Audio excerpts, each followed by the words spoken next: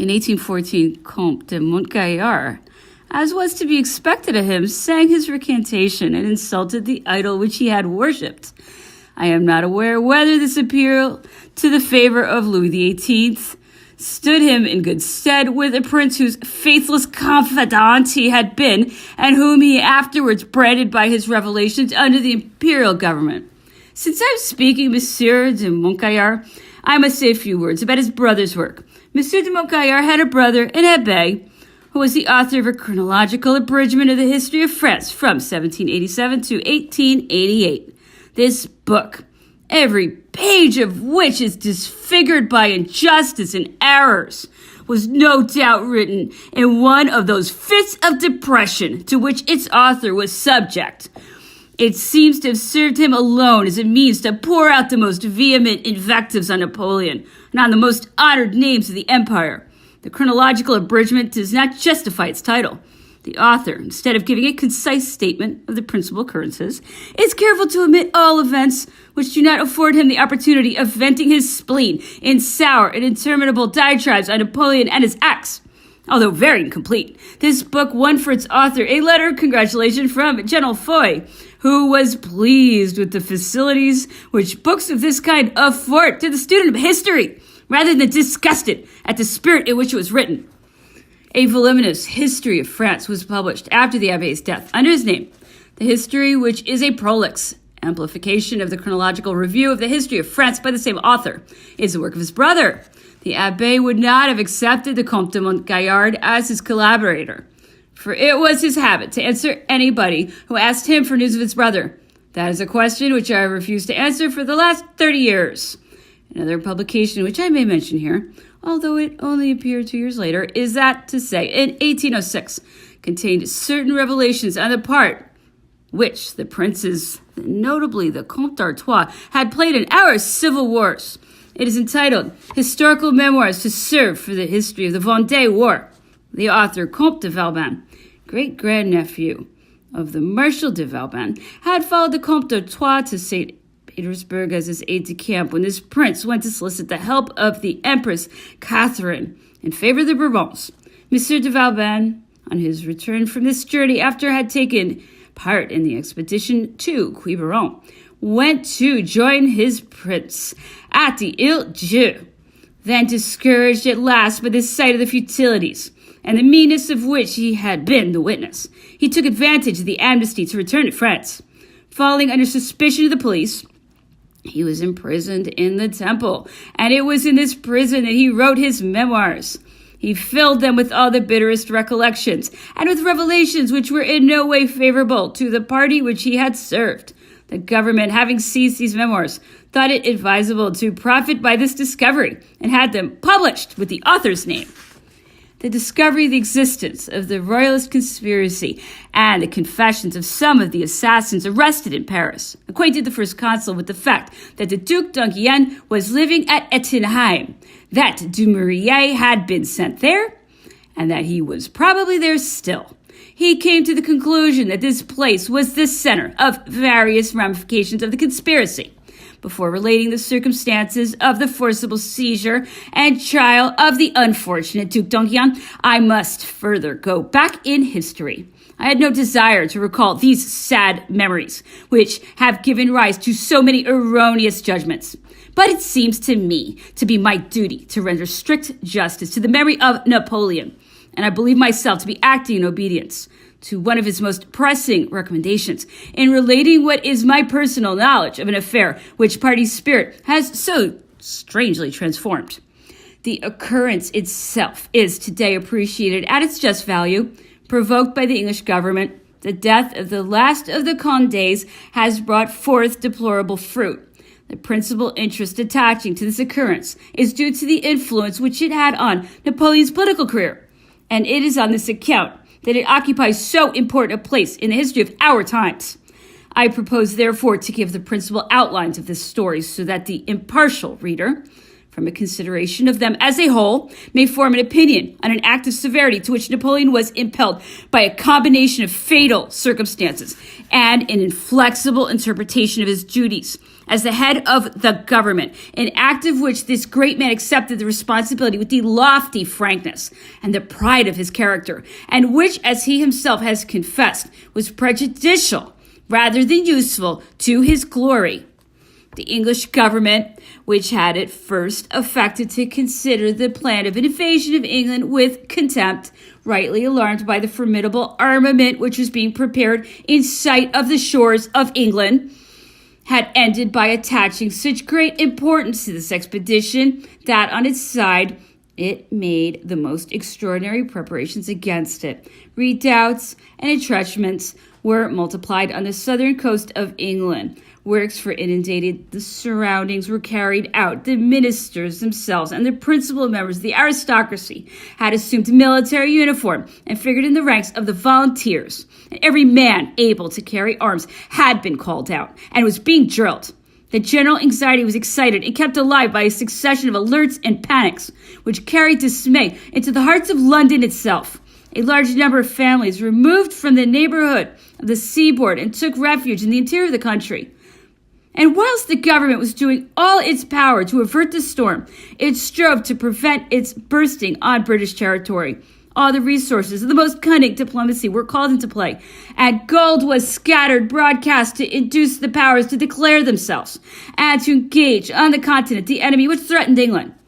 Not considering these means insufficient, it had recourse to conspiracies. At the commencement of 1804, the French princes, who had retired to London, planned a serious attack on the person of the head of the consular government, and were favored in this by the English ministers. An order of the King's Privy Council enjoined on the French exiles to betake themselves to the banks of the Rhine, and this under penalty of forfeiting their pensions. And a regulation fixed the amount of pay to be allotted to each officer and each soldier. The Duc d'Enghien had previously obtained permission from the Elector of Baden to establish himself at Ettenheim, a small town situated on the right bank of the Rhine, and at a distance of 2 leagues from this river. At the very time when the exiles, acting under the order of the Privy Council, were assembling on the frontiers of Alsace, some determined royalists who had fled to London after the pacification of the Vendée, and who were commanded by the former Chouan chiefs, secretly landed on the Dieppe coast and made their way to Paris by roundabout routes, finding shelter in their way in isolated farms and cottages where they were received by peasants who had been won over to their cause. George Cadoudal, Rivière, aide-de-camp to the Comte d'Artois, the brothers Polignac, Pichegru, and 50 other conspirators, and in this way secretly arrived in Paris, where they were hiding in places unknown to the police. The agents of the French police in London reported that some great conspiracy against France was being prepared. The report that the consular government was drawing to a close, that the days of its head were numbered, and that the former reigning family were about to reascend the throne was generally spread over England and Europe, and indeed had even reached our colonies. A pamphlet entitled "To Kill is Not to Murder," which had originally been written against Cromwell, was reprinted in London in allusion to the first consul. A newspaper, L'Ambigu, written by French exiles, appeared with a portrait of Bonaparte with a black mark around his neck. At the head of its columns, advices received from various sides announced that bodies of exiles would shortly land in the Vendée. The news which the first consul received from the district induced him to send one of his aides-de-camp, Colonel Savary, to the Vendée. His report confirmed the consul's suspicions as to the masked allegation which existed there. The first consul remembered that there were, in the prisons of Paris, a number of persons who had been arrested on the charge of having been sent from London for the purpose of attempting his life. Their arrest on the seaboard, in the very act of espionage and corruption, would have sufficiently justified their being tried by court-martial. But as they had been accused of contriving to murder the head of the state, They had been detained in prison pending the establishment of this charge. The first consul ordered that some of these persons should be brought before a court-martial, hoping to obtain some revelations as to the object of their journey from some of them. 2 were tried and sentenced. The fear of death did not cause them to waver, and they died threatening the government with an approaching catastrophe. The reports of Monsieur Méneval de la Touche and of Captain de Rosy, whose mission I have related, have revealed the plots which were being hatched on the right bank of the Rhine by the English ambassadors accredited to the courts of Munich, Stuttgart, and Kassel. The first consul, whose mind was made up as to the imminence of the danger which threatened the state and his own person, but still to some extent in the dark, had the list of arrested Chouans once more laid before him. The entry in the jail book concerning one of these Chouans, who was known to have acted either as servant or as a confidant to George during the last insurrection in the West, gave rise to the suspicion that he might know something of the matter. Querelle was tried and sentenced without making any confession, but on the night preceding his execution, the fear of death prompted him to speak. He related that he had been in Paris 6 months, that he had come there with George and 6 other conspirators, whom he named, that they had been joined shortly after their arrival by 15 others, that more were expected to land, and that Paris was the meeting place generally agreed upon. Querelle's declarations, which were rewarded with a pardon, put the authorities on the trace of some important discoveries, leading up to a former emissary of the party, a man called Trochet, who was a clockmaker at Eu. The first consul sent his aide-de-camp Savary, accompanied by the clockmaker's son, who took the place of his father, who was a very old man, to Dieppe, where a fresh landing of exiles was expected. Colonel Savary, in company with young Trochet, on arriving at Dieppe, set out at once for Belleville, where the landing was to take place. Owing, however, to bad weather, which lasted several days, and to the fact that in the meanwhile, on information transmitted from Paris, signals had been made to the brig, which cruised for several days in front of the cliffs of Belleville. The expected landing, which is said would have included the Duc de Berry, and it did not take place. In the meanwhile, the police, under the direction of the Councillor of State, Rial, taking advantage of Querelle's revelations, had made active investigations which had put them on the trace of persons in hiding in Paris. The arrest of George and of accomplices, which rapidly followed, led to the knowledge of the different parts played in the conspiracy by Pichegru and Moreau. George had declared in one of his examinations that he awaited the arrival of a French Prince of Paris before acting. As new revelations arose, the importance of the conspiracy and its various ramifications were brought to light. From the extent of these ramifications, the magnitude of the danger which menaced the state and the person of the first consul can be judged. The intrigues of the English diplomatic agents, which were plotted on our frontiers and which extended even to Paris, proved the active cooperation of England, whose government was the soul of the coalitions. The presence of George proved that murder was intended. The name of Moreau was a call to insurrection in the army, and a prince of the House of Bourbon was to put himself at the head of the conspiracy and give the signal for its outbreak. Amongst other information which was obtained was a detail which attracted attention in the highest degree. A person who was known to George's gang had had interviews with the latter. He had been received not only by George, but by Messieurs Polignac and de Rivière with particular marks of deference. This naturally gave rise to the thought, and this would have been the case even if George had not declared the fact, that so important a conspiracy must necessarily be under the command of a superior chief, either present or not far distant, invested with the extraordinary powers, who could make himself known as soon as the enemy had been struck down. It was concluded from this that the person received by George must be this head, and that he was one of the princes of the former royal family.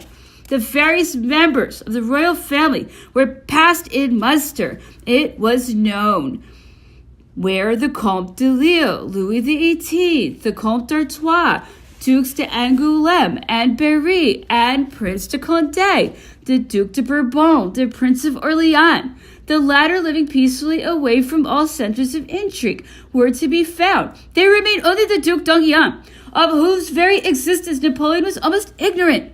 The belief was entertained that this prince might well be the mysterious person of whom we have already spoken, although the description which had been made of him only tallied in a very imperfect way with that of the Duke.